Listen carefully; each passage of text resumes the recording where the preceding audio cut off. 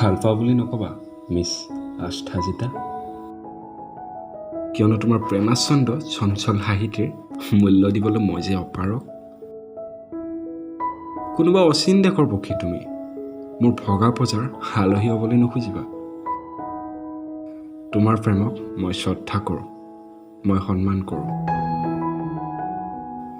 কিন্তু তোমাৰ প্ৰেমক যে সুখী কৰিব পাৰিম সেয়া মোৰ বাবে কল্পনাৰো অতীত। জানো তুমি মোৰ প্ৰেমত সাঁতোৰ হোৱা এক লাস্যময় উন্মুক্ত জোনাকী